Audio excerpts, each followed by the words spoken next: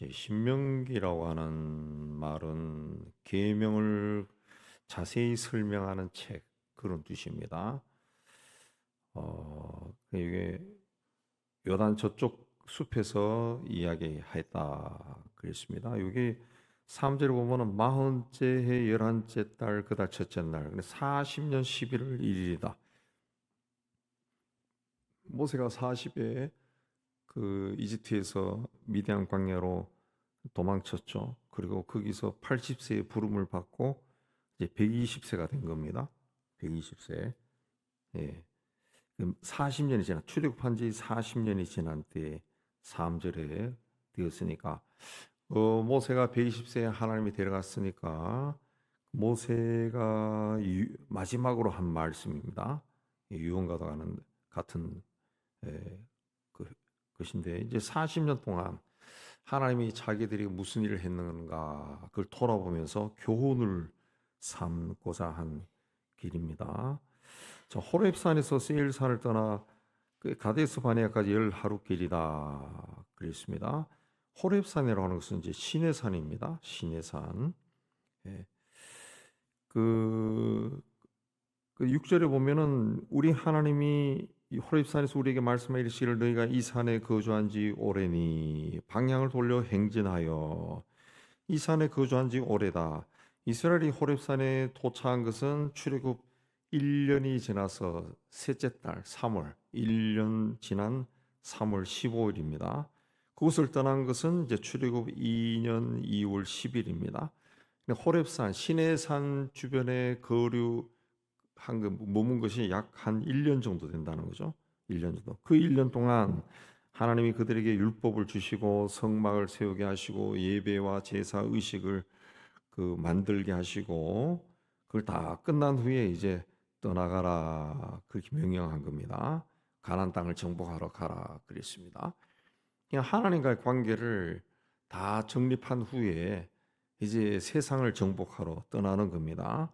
마찬가지로 우리가 세상 살 때도 똑같은 법입니다. 우리 하나님의 사람들이 살아가는 법은 하나님과의 관계를 완전하게 세운 후에 세상을 정복하러 가야 된다는 거죠. 내가 보기에 지금이 굉장히 좋은 기회고 또 그 굉장히 좋아 보인다 할지라도 하나님과의 관계가 바르게 서 있지 않으면은 그게 하나님 원하시는 것이 아닐 수도 있고 내가 아무리 좋게 판단했다 할지라도 가서 정복하지 못하고 오히려 실패할 수가 있습니다. 그래서 굉장히 좋은 것이 눈앞에 있을 때는 하나님 앞에 나가 더 많이 기도하고 내가 이 좋은 것이 혹시 잘못된 영의 인도함을 받아가지고 미혹당하는 것이 아닌가 그런 염려도 하면서 하나님 앞에 인도함을 구하고 나가야 됩니다. 그래서 예수님 말씀하신 것처럼 먼저 하나님의 나라와 그 의를 구하라. 그래야 모든 것을 더하여 주시리라 하신 말씀 우리가 기억하고 항상 먼저 하나님의 나라와 의를 구해야 됩니다. 11절에 보면은 모세는 이스라엘이 지금보다 1000배나 많게 하시고 또 하나님의 복이 임하기를 원하노라 기도했습니다. 모세의 소원은 이 하나님의 백성들이 바르게 세워지는 겁니다. 그래서 그들을 잘 관리할 수 있도록 13절에 천부장, 백부장, 십부장을 세웠다. 수령들을 세웠습니다. 예.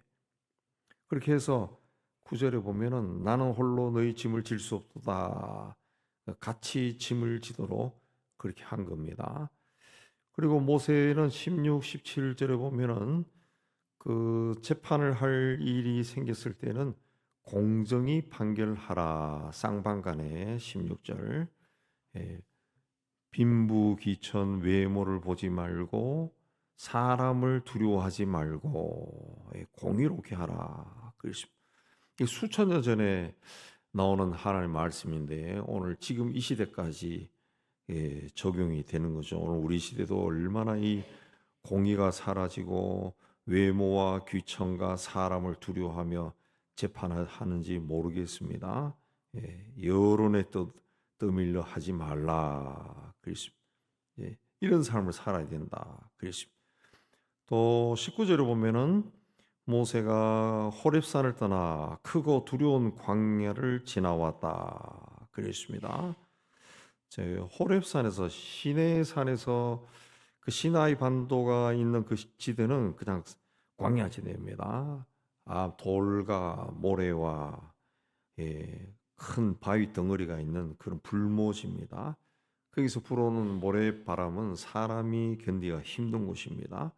그곳을 지내왔다. 다 청년들이 아니라 여자들도 있고 어린아이도 있고 노인도 있고 갓난아기도 있고 그 길을 100만 명이 넘는 사람들이 지나왔다는 거죠.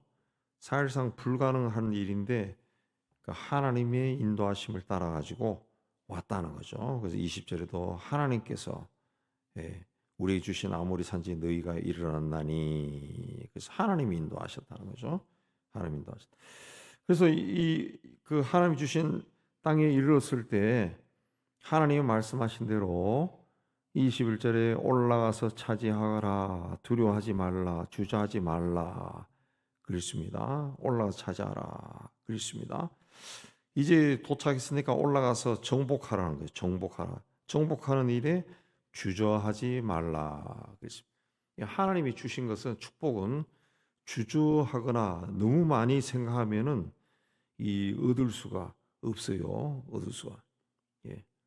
가라는 가면은 정복할 수 있다 그랬습니다. 정복할 수. 여러분도 그러겠지만은 우리가 이래 주 생활에 보면 오다가 인생살이 하면서 지내온 세월을 돌아보면은 또 특히 믿음의 삶을 살면서 이래 왔을 때는 무엇이 하나님의 뜻인가 굉장히 고민이 될 때가 참 많은데, 여러 번 말씀드렸지만은 거의 대부분이 처음 든 생각이 하나님의 뜻인 경우가 많더라고요. 제 생각만이 아니라 신실한 친구 목사들하고도 이야기할 때도 보면은 거의 대부분이 그런 생각을 합니다. 근데 왜 하나님의 뜻이 잘 안 이루어지느냐, 안 이루어지냐? 생각을 하기 때문에 생각을 하다 보니까 엉뚱한 생각이 들어와서, 사탄은 생각 속에 들어오잖아요. 들어와가지고 처음에 준 그 생각을 흩어버린다.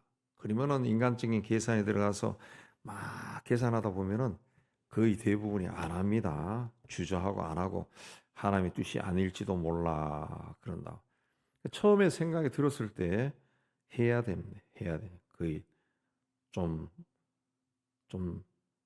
더 생각하지 말고 해야죠. 축복은 지체하거나 늦거나 그러면 얻지 못한다. 뭔가 딱 떠올랐을 때 해야 된다. 그러면은 실패를 통해서도 배울 수가 있는 거죠. 배울 수가. 하나님이 주신 땅은 올라가서 차지하고 주저하지 말라, 두려워하지 말고 하라 그랬습니다. 하라. 근데 하지 않았어요. 그 26절에 보면은 올라가기를 원하지 아니하고 하나님 명령을 거역하고 원망했다는 거죠. 원망했다. 자기들이 보기에도 그 좋은 땅을 우리는 정복하기에 불가능하다 그랬습니다. 불가능하다. 그리고 하나님이 우리를 미워해서 아모리 족속의 손에 죽임을 당하게 하려고 이곳으로 인도했다. 그냥 하나님에 대해 막말을 한 거죠. 하나님의 인도하심에 대해서 굉장히 불쾌하게 한 겁니다. 그래서 결국 32절을 보면은 하나님을 믿지 않았다. 그들을 앞서 행하시고 33절에 30절에도 그랬죠. 먼저 가시는 하나님, 앞서 가시면서 장막 칠 곳을 찾으시고 밤에는 불로 낮에는 구름으로 갈 길을 지시하신 하나님을 믿지 않았다. 그럼 믿지 않으면 끝난 거죠. 하나님을 믿지 않으면 끝난 거죠. 우리가 신앙생활 하는데, 신앙생활이라고 하는 것은 믿음이에요. 믿음으로 가는 생활인데 그 믿음이 없으면은 끝난 거죠. 그럼 네 마음대로 살아야죠. 어떡하면. 그래서 28절에 보면은 이 사람들이 뭐라 했나? 우리가 어디로 가랴? 앞으로 가려고 하니까 기골이 장대하고 성곽은 하늘에 닿을 정도로 높게 쌓은 이 아주 견고한 성을 간 가나안 족속이 있어요. 뒤로 돌아가려니까 모래바람이 막 불어오는 광야입니다. 뭐 뒤로 가요? 어디로 갑니까? 다시 애굽으로 돌아갑니까? 갈 데가 없어요. 그래서 우리가 어디로 가랴, 어디로 가랴. 그랬. 하나님의 백성들이 하나님에 대한 믿음을 잃어버리면은 갈 데가 없어요. 갈 데가 없어요. 어떻게 하나? 아무리 생각하고 고민해도 어떤 묘안이 떠오르지를 않아요. 떠오르지 않아요. 그러니까 하나님의 백성은 하나님을 의지해야 됩니다. 그 절대적으로 의지해야지. 그야말로 그 갈 데가 없고 어떤 묘안이 떠오르지 않으면은 살려주세요라도 해야지. 그냥 막막하게 있으면은 뭐 문제가 해결되지 않아요. 내가 뭐 처량하게 가만히 있다 해가지고 그럼 하나님이 막 급하게 막 그 임하시고 그런 거는 없어요. 없어요. 어, 구약 시대에는 하나님이 특별히 택한 사람에게 하나님이 천사를 보내고 또 하나님이 영이 임해서 어떤 특별한 일이 일어났지만은 이미 우리 시대는 하나님께서 직접 세상에 사람으로 오셔가지고 십자가에 죽고 부활하여서 승천까지 했는 그 사건이 일어난 시대입니다. 그 하나님이 세상을 위해 할 수 있는 모든 것을 다 하신 시대예요. 그 성령을 보내셨잖아요. 성령. 예. 이 시대에는 우리가 하나님 앞에 막 응석을 부리는 시대가 아니라 그리고 그 성령이 오셔가지고 사도행전 이하에서 또 복음서에서 예수께서도 성령이 오시면 어떤 일을 하신다 다 말씀하셨잖아요. 이미 다 말씀해 놓았다고. 말씀해. 이제는 세상에 오신 내 삶 속에 들어오신 성령 하나님을 의지하고 그분의 인도함을 따라가야 되는 그런 시대가 된 겁니다. 그래서 이런 시대에 자꾸 나는 어떻게 할까 하고 아무것도 안 하고 아우 죽고 싶어 뭐 이렇게 생각만 하면은 아무것도 아니라는 거야. 아무것도 아니라 아무것도 아니라 이 시대는 우리가 하나님을 선택해서 적극적으로 우리와 이미 우리 안에 들어와 계신 그 하나님과 하나님의 손을 붙잡고 적극적으로 헤쳐나갈 때 그야말로 하나님의 능력이 임하는 시대야. 시대 속에 우리가 살고 있는 거예요.